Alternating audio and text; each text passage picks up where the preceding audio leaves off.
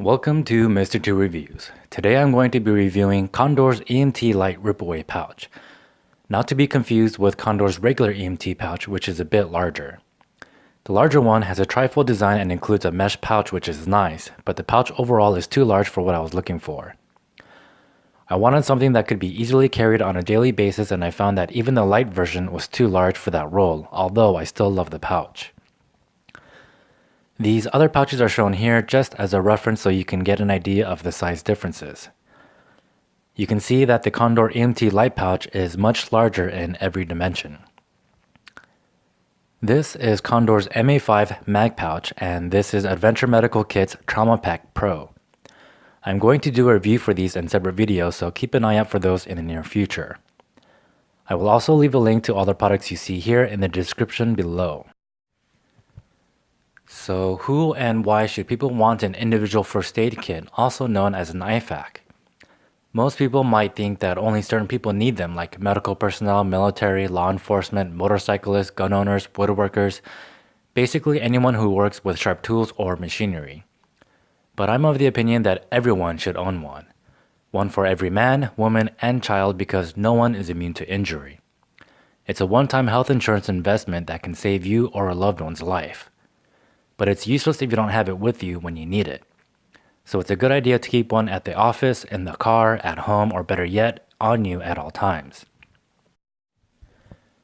And since I'm going to assume most people aren't made out of money, the best bang for your buck is going to be Adventure Medical Kit's Trauma Pack. For $20, you get a near complete kit all in a waterproof package. The only things I would add to this is a tourniquet like the SWAT T, a small boo-boo kit, some shears, a flashlight, and maybe a survival blanket. The SWAT T tourniquet will fit in there nicely and is an economical choice at around $12, but keep in mind it's not that easy to apply to yourself one-handed, in a situation where maybe you injure a hand or break an arm, but it is doable. You can check out other videos on YouTube for a tutorial on how to do that. For the boo-boo kit, you could put one together with whatever first aid items you have around the house, or get this $2.99 piece kit from Amazon for $12 and customize your own using small Ziploc baggies. The one I'm using here are 9 by 12 centimeters because that's what I could find in Korea, but 3 by 4, 3 by 5, or 4 by 5 inch baggies should work just as well. You could forego the baggies altogether and just throw them all in loosely. The shears and survival blanket were also pulled from this kit, so all you need to add if you so choose is a small flashlight. The one I have here is just a spare cob light for bikes, but you could use whatever flashlight you like that'll fit in there or clip onto it. If you want more carry options aside from just a Ziploc bag, you can use Condor's EMT Lite Ripaway pouch for about $15. You can pull out all the pieces mentioned earlier and put them in here with plenty of room to spare. The patch is sold separately. You can attach this to a belt, vest, motorcycle, or outside a pack to save cargo room and make it faster and easier to access. The main reason I got this pouch was for the rip-away function. All you have to do is undo the buckle and pull the grab handle and you've got your first aid supply ready at your fingertips. If you carry it on your person, you may want to position it so it can be reached with either hand.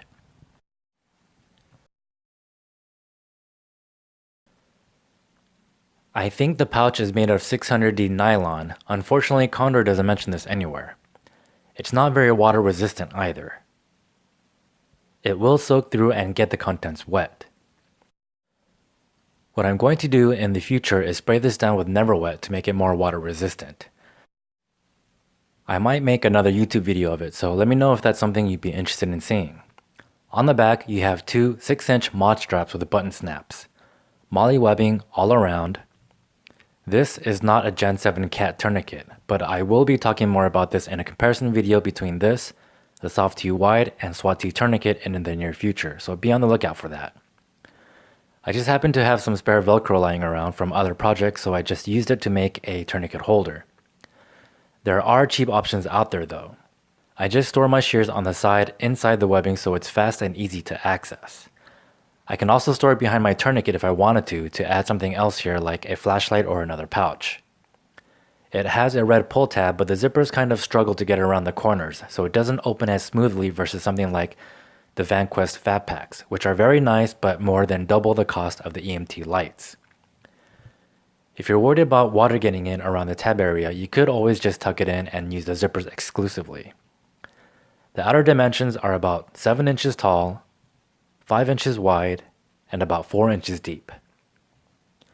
Alright, now let's get all the contents out on the table and then we'll take a look inside. Nice! Okay, so on the inside you'll notice there's some elastic straps here and here. These are double walled so you can fit additional items in between, and there's a large pocket in the back. You also have some additional attachment points that can be used with carabiners. I don't have any small carabiners with me, but I do have this Leatherman style CS just to give you an idea. And there's 2 bands for pens, markers, pen lights, tongue depressors, small shears, or decompression needles. Now I'm just going to quickly list off all the items I have in here.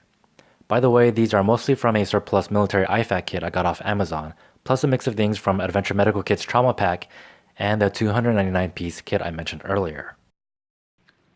Okay, so this is everything I have in my first aid kit. Starting from over here, I have the Trauma Pack package, which I have folded down so it'll fit. I can use that as a chest seal. Inside, I have some bandages. I have a 5x9, 4x4, 3x3, and a 2x2 bandage.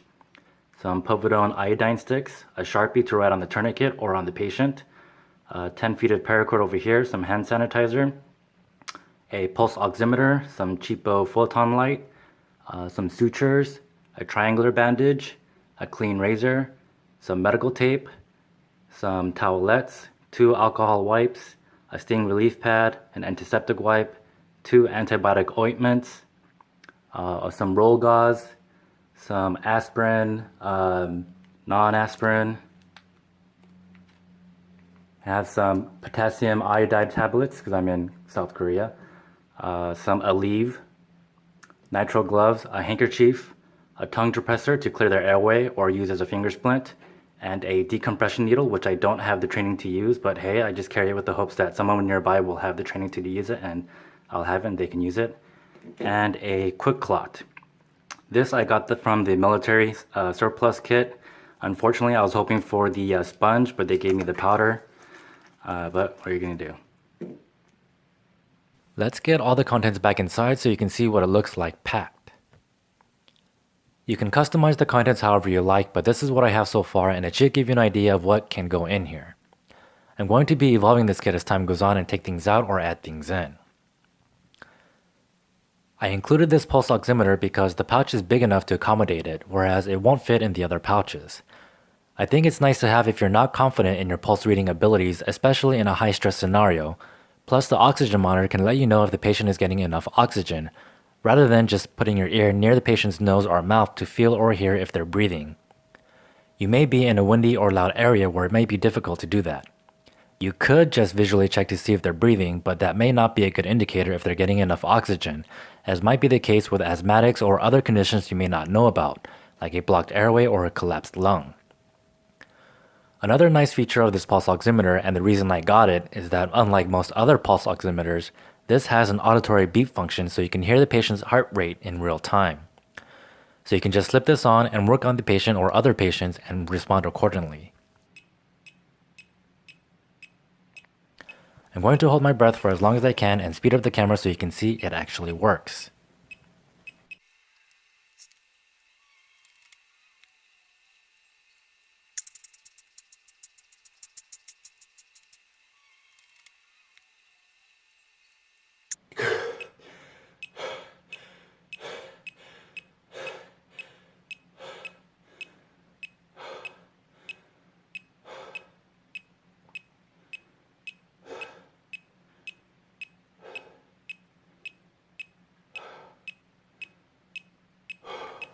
So this concludes my review of Condor's EMT Lite rip-away pouch. If you found this review helpful, give it a like or thumbs up. Up next, I'll be reviewing Condor's MA5 mag pouch repurposed as an IFAK kit. If that's something you'd be interested in, make sure to subscribe and click the notification bell. Thanks for watching, have a happy new year, and I'll see you